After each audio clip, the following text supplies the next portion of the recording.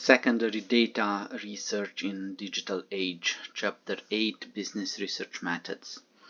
So after studying this chapter, we should be able to discuss the advantages and disadvantages of secondary data, define types of secondary data analysis conducted by business research managers, identify various internal and proprietary sources of secondary data, give example of various external sources of secondary data, and describe the impact of single source data and globalization on secondary data research.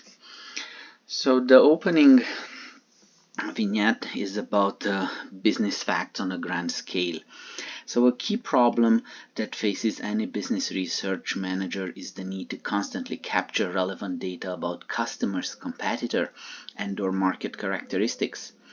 The use of secondary data, this is data that has been collected previously for other purposes, has exploded with the advent of large-scale electronic information sources and the web. So one company has taken full advantage of integrated different business-related information sources, and this is Nielsen Claritas.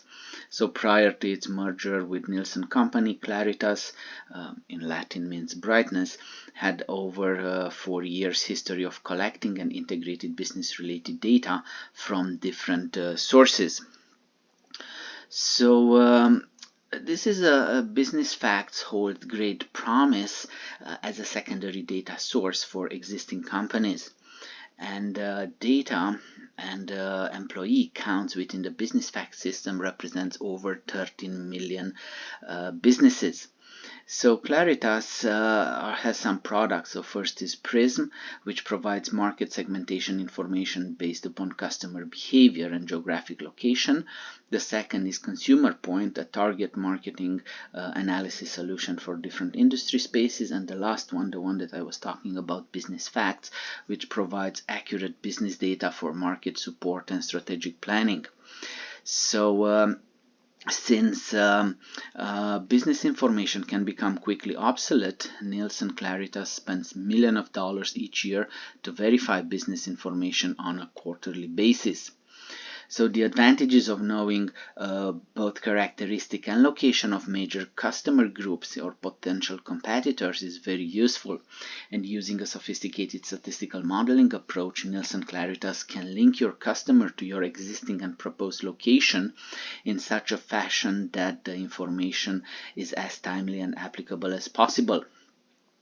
All of the information sources within Nielsen Claritas add value to business users, and by satisfying critical needs, has expertise in linking different data streams into a cohesive system, and this allows users to answer through the secondary data sources critical existing business questions.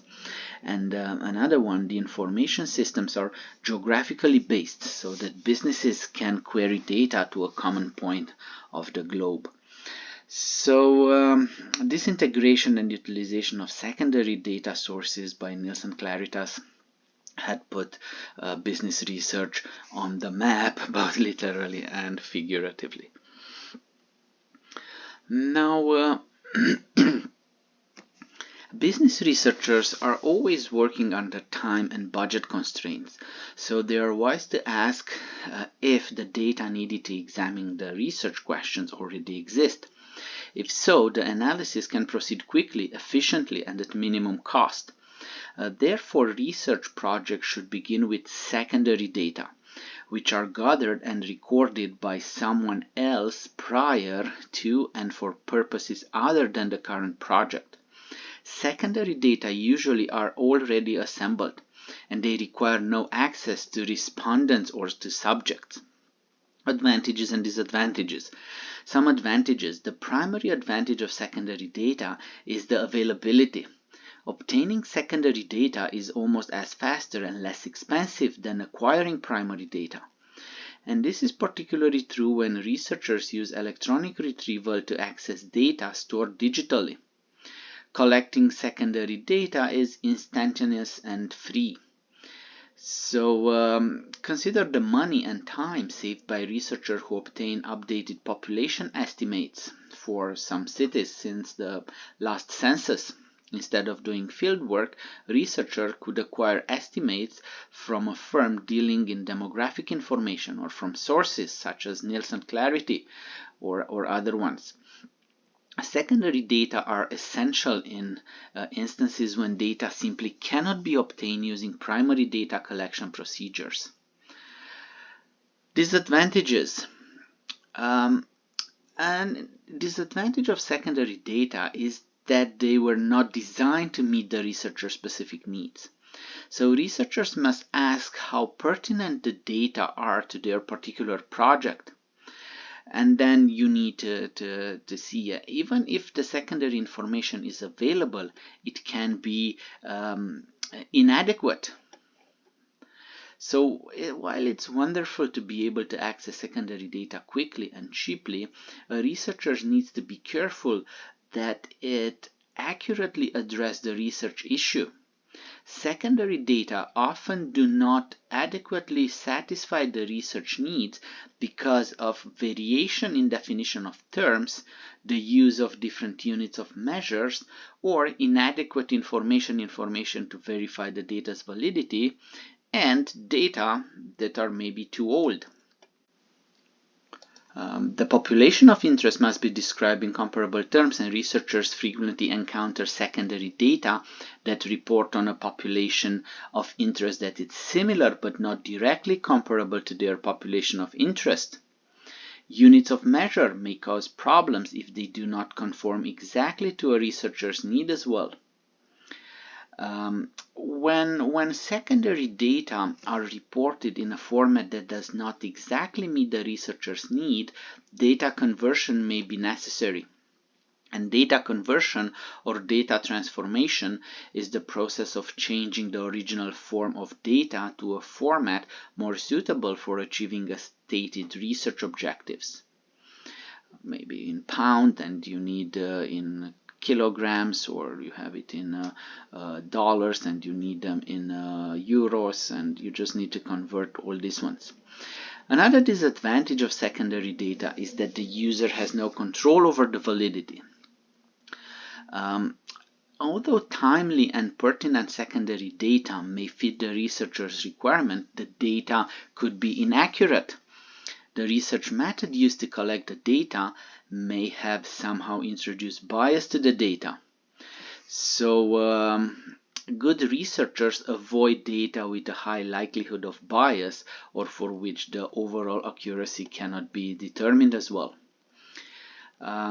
Finally, data must be useful. While technology today allows much faster access to data, our rapidly changing environment as well means information quickly becomes outdated. And because of the purpose of most study is to use current data to predict the future, secondary data must be timely to be useful. And researchers should verify the accuracy of that data whenever possible. Cross-checks. Cross-checks of data from multiple sources, similar what Nielsen Claritas does with its BusinessFact databases, should be made to determine the similarity of independent projects. When data are not consistent, researchers should attempt to identify reasons for the difference or to determine which data are most likely to be correct. If the accuracy of data cannot be established, the researcher must determine whether using the data is worth the risk.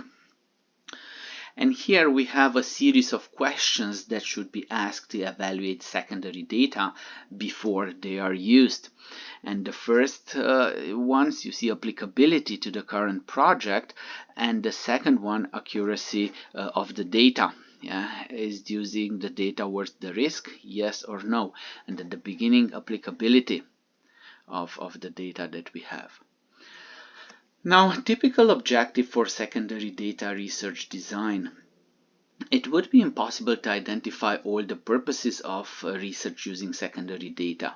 However, some common business problems that can be addressed with secondary data, with secondary research designs are useful, and we can talk about fact-finding, model building, and database marketing.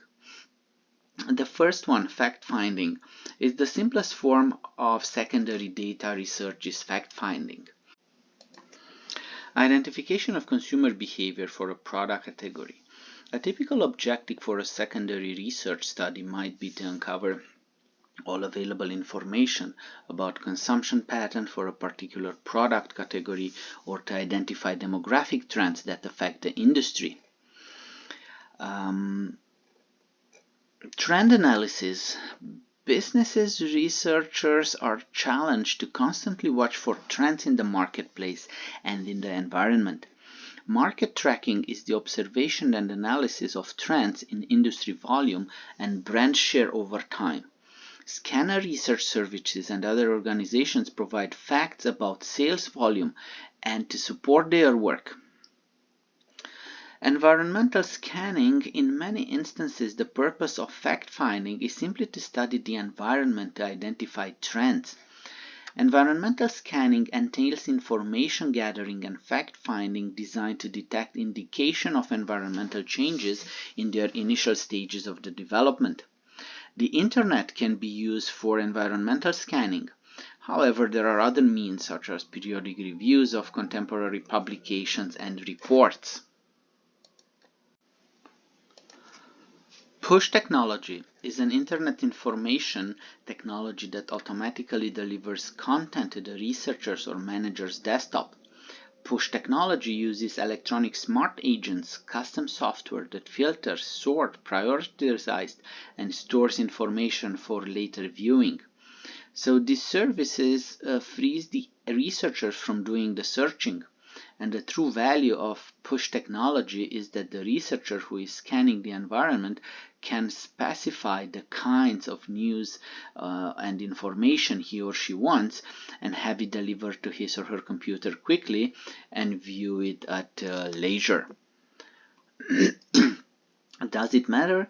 Secondary data may seem to lack power compared to primary data. However, with secondary data, researchers can test research questions that would be difficult to examine in other ways. For example, what firms are the market leaders in an industry? What matter when it comes to company's performance? Does customer satisfaction finally lead to superior company's performance? So that's why researchers turn to secondary data to try to isolate controllable variables that drive companies' performance. Basic research addresses this issue by tapping into secondary data sources like the Nielsen databases or CompuStats or consumer satisfaction indexes. But what should companies emphasize? Advertising, services, value, or satisfaction. So statistical models using secondary data suggest that advertising, satisfaction, and services all play a role. But as an industry becomes more competitive, services and value comes to the top in shaping the firm's stock value. So what matters? It seems like companies should allocate scarce resources towards increasing services and greater value. That's the recipe for success. So model building.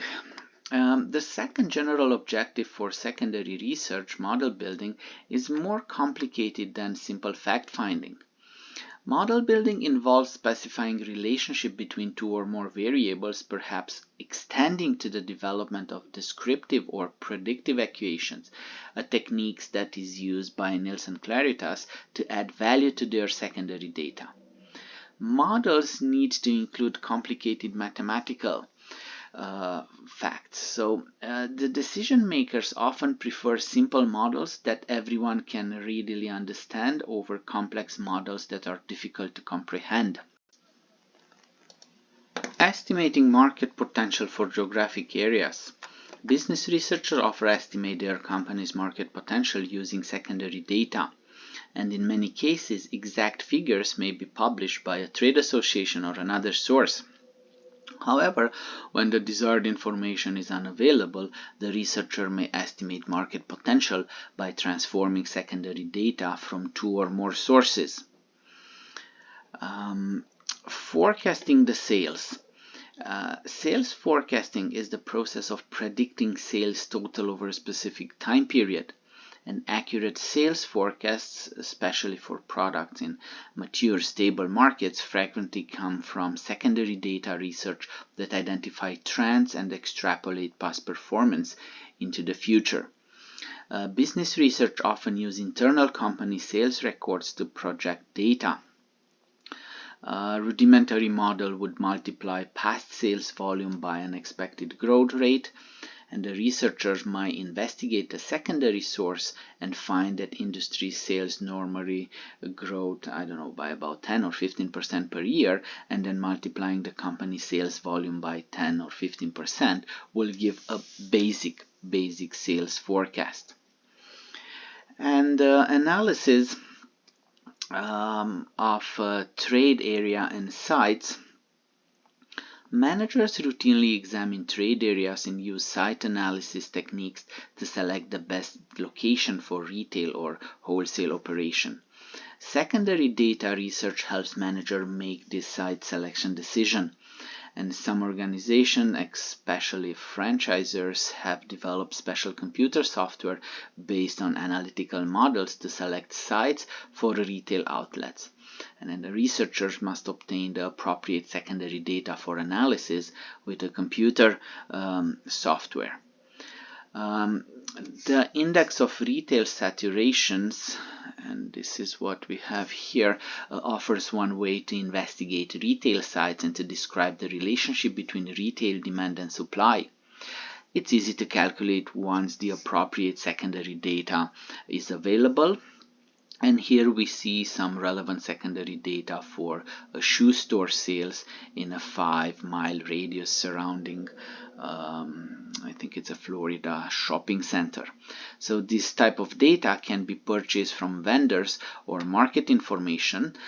First, you try to estimate the local market potential, the demand, and then multiply the population by the annual per capita shoe sales. Then the retailer can compare these index figures with those of other areas to determine which site have the greatest market potential with the least amount of retail competition. Data mining.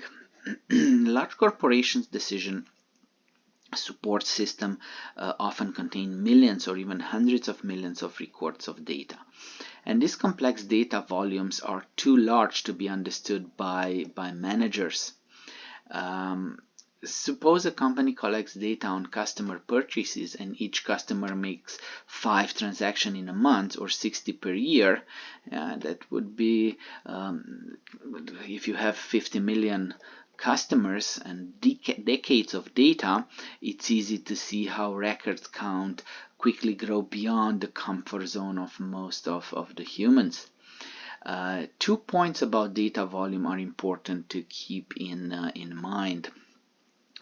First, relevant data are often in independent and unrelated files, and second, the number of distinct pieces of information each data record contains is often large. So when numbers of distinct pieces of information contained in each data record, then data volume grows too large, and users don't have the capacity to make sense of all of it. So data mining helps clarify the underlying meaning of the data.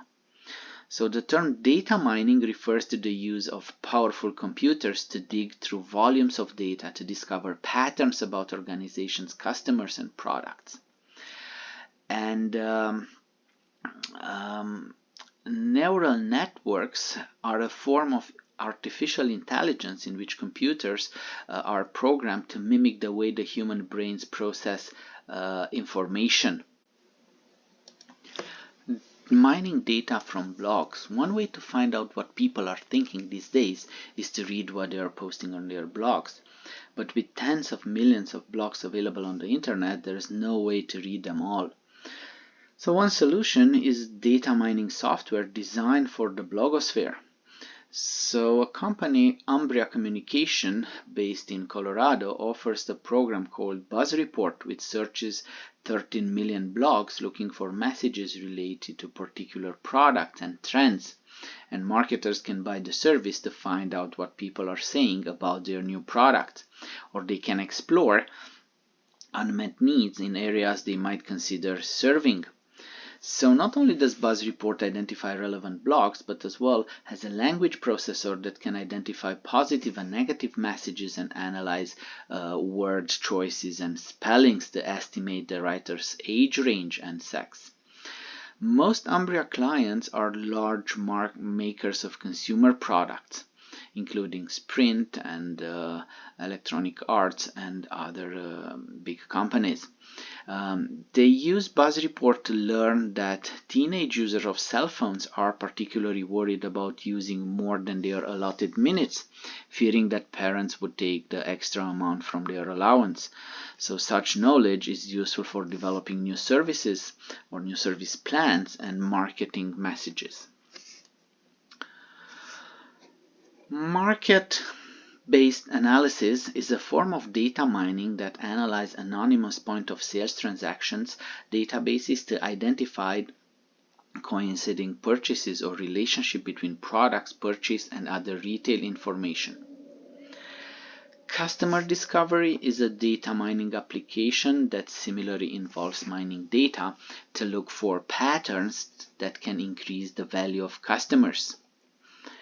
When a company knows the identity of customers who make repeated purchases from the same organization, an analysis can be made of sequences of purchase. And the use of data mining to detect sequence pattern is a popular application among direct marketers. So data mining requires as well sophisticated computer resources, and these are expensive. That's why companies like Datamind, IBM, Oracle offer data mining services, and customers send the databases they want analyzed and let the data mining company to do the number crunching. Database marketing and customer relationship management. CRM or customer relationship management systems are decision support systems that manage the interaction between an organization and its customers. A CRM maintains customer databases containing customer names, addresses, phone numbers, past purchases, responses to past promotional offers, and other relevant data such as demographic and financial data as well. Database marketing is the practice of using CRM databases to develop one-to-one relationships and precisely targeted promotional efforts with individual customers. Because database marketing requires a vast amount of CRM data compiled from numerous sources, secondary data are often acquired for the exclusive purpose of developing or enhancing databases. The transaction records, which are often list the item purchased, the value, the customer name, the zip code, these are the building blocks for many databases. And this may be supplemented with data customers that provide directly, such as data on a warranty card or by secondary data purchased from a third party.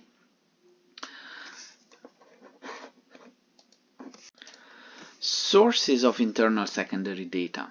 Secondary data can be classified as either internal to the organization or external. Modern information technology makes this distinction seem somehow simplistic. Some accounting documents are indisputably internal records of the organizations. A researcher in another organization cannot have access to them. So clearly a book published by the government and located in a public library is external to the company. However, in today's world of electronic data interchange, the data that appear in a book published by the government may as well be purchased from an online information vendor with instant access and stored in a company's decision support system. So internal data should be defined as data that originated in the organization or data created, recorded, or generated by the organization. Internal and proprietary data is perhaps a more descriptive term. Most organizations routinely gather, record, and store this data to help them solve future problems. And an organization accounting system can usually provide a wealth of information. Routine documents such as sales invoices allow external financing reports. which in turn can be a source of data for further analysis. If the data are properly coded into a modular databases in the accounting system, the researcher may be able to conduct a more detailed analysis using the decision support systems. Sales information can be broken down by account or by product and region, and information related to order received or back order or unfilled orders can be identified, and sales can be forecasted on the basis of the past data. Other useful resources of internal data include salespeople call reports and complaints and service records and a warranty card. Researchers frequently aggregate or disaggregate internal data. Internet technology is making it easier to research internal and proprietary data. Often companies set up intranets so that employees can use web tools to store and share data within the organization. And just as Google search software let people search the entire World Wide Web, Google is offering enterprise search, which is essentially the same technology in a version that search is a corporate intranet. And the enterprise search considers not only how often a particular document has been viewed, but as well the history of the user's past search patterns, how often that user has looked at a particular document and for how long. Some companies have purchased specialized software which search internal sources plus such external sources as news and government websites. External data are generated or recorded by an entity other than the researcher's organization. The government, newspaper and journals, trade associations, and other organizations create or produce information. Traditionally, this information has been published in published forms, perhaps available from a public library or a trade association or a government agency. Today, however, computerized data archives and electronic data interchange make external data as accessible as internal data. And here in this exhibit, we can see some traditional and some modern ways of distributing information. The library, indirect channel or direct channels, company users, and then modern distribution of secondary data, some external vendors and company users. And we're gonna go a little bit through all of them. So libraries. Traditionally, libraries vast storehouses of information have served as a bridge between users and producers of secondary data.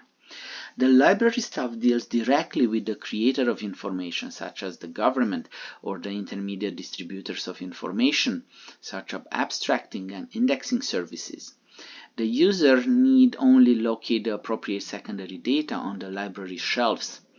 Libraries provide collection of books, journals, newspaper, and so on for reading and references. They as well stock many bibliographies, abstracts, guides, and directories and indexes, as well as offer access to basic databases. The Internet. Today, of course, much secondary data is conveniently available over the Internet, and its creation has added an international dimension to the acquisition of secondary data. We have links to online libraries, law libraries, medical libraries, music libraries from all over the world.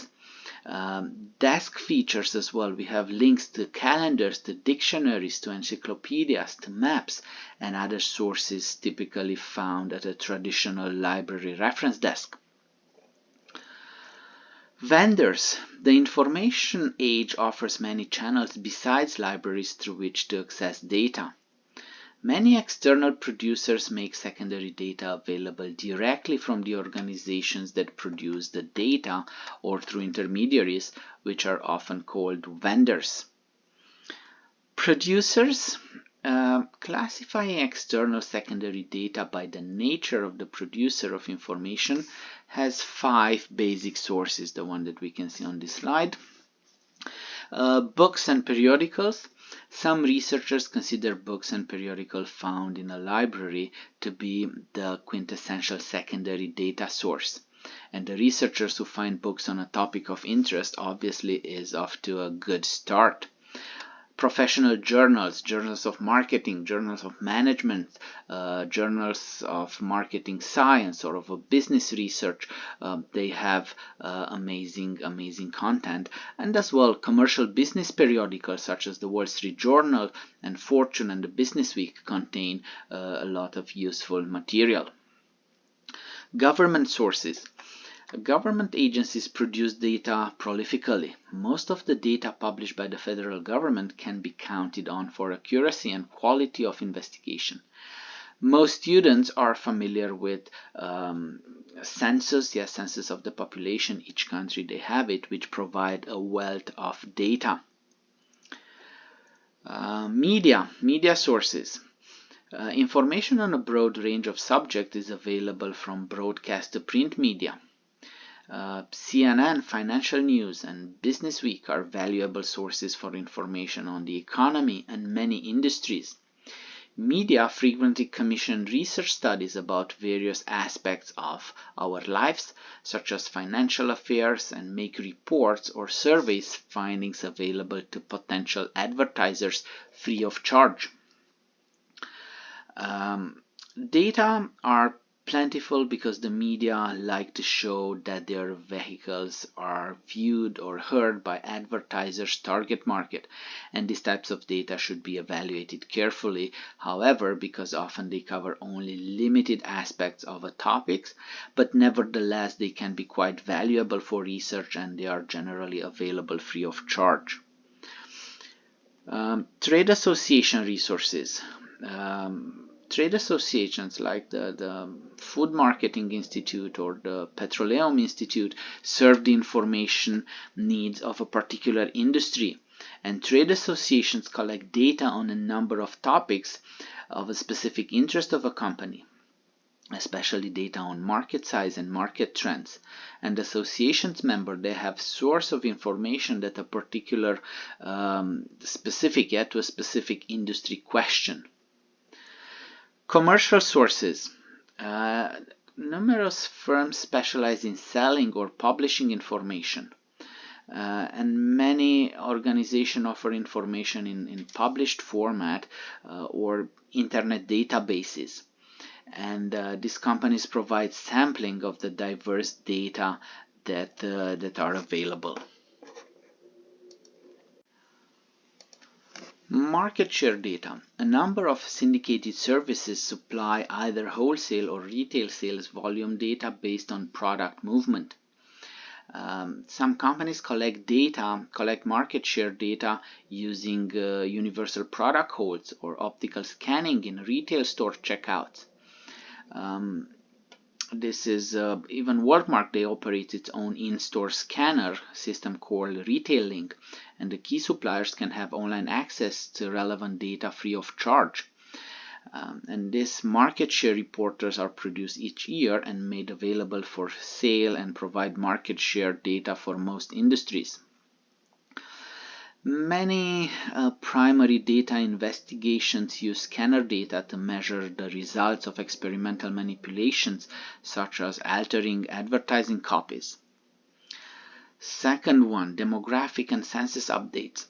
A number of companies, such as the marketing system and the urban information systems, offer computerized census files, and they update this data broken down by small geographic areas such postal codes. And many of these research suppliers provide in-depth information on minority customers and on other market segments. Third one, consumer attitude and public opinion research. Many research companies offer specialized syndicated services that report findings from attitude research and opinion pools. Harris Interactive is a public opinion research company that provide custom research for businesses. They release it a few times per week, and they monitor the pulse of North American public on topics such as inflation, unemployment, energy, attitude towards the president and elections, and so on. The next one, consumption and purchase behavior data. NET is National Eating Trends, is the most detailed database available on consumption patterns and trend for more than 4,000 food and beverage products. And this is in US, and it's a syndicated source of data about types of meals people eat and when and how they eat them. The data, called diary panel data, based on records of meals and diaries kept by a group of households that have agreed to record the consumption behavior over an extended period of time. And the last one, advertising research. Advertisers can purchase readership and audience from a number of companies. Arbitration measures radio audience, and Nielsen Media Measurement estimates the TV audience rating. By specializing in collecting and selling audience information on a continuing basis, these commercial sources provide a valuable service to the subscribers. What's that buzzing sound? Bees aren't the only creature that buzz. Consumers do too, and more they create that buzz online. And just think about the internet is filled with billions of consumers' conversation, and these billions of data points contain a lot of useful information, but a lot of it is useless as well. So how can a company make sense of it? One solution: data mining software designed for the blogosphere. So Buzzmetrics, a part of Nielsen Online, serves companies by monitoring internet conversation, letting companies know whether conversation about their brand is up or down or any given time or period. You want to know if a Super Bowl ad had any impact. The buzz and the ads create from the time it becomes public, it is a good indicator. If there's no buzz, that was probably not much sizzle in terms of marketing effectiveness. So for large brands, companies like Buzzmetric monitor thousands of websites for brand mentions and whether those mentions are positive or negative. So secondary data can provide a buzz that can come with or without a sting based on whether the conversation spread good or bad news about the brand. Single source and global research data. The Nielsen company offers data from both its television meters and scanner operations. The integration of these two types of data helps marketers investigate the impact of television advertising on retail sales. In other ways as well, users of data find that merging two or more diverse types of data into a single database offer many advantages. So the data and information industry use the term single source data for diverse types of data offered by a single company. As businesses has become more global, so has the secondary data industry. Secondary data compiled outside North America have some limitation as domestic secondary data. However, international researchers should watch for certain pitfalls that frequently are associated with foreign data and cross-cultural research. First, data may be simply unavailable in certain countries. Second, the accuracy of some data may be called into question, and this is especially likely with official statistics that may be adjusted for political purposes of foreign governments. And finally, although economic terminology may be standardized, various countries use different definitions and accounting and recording practices for many economic concepts. So international researchers should take extra care to investigate the comparability of data among different countries. The US government and other organizations compile data that may help international secondary data needs. And one example, the website for the delegation of the European Union to the US, Eurounion.org reports on historical and current activities in the European Union, providing a comprehensive reference guide to the information about laws and regulations. It provides in detail each European Union member state investment opportunities, sources of grants and other funding, and other information about business resources.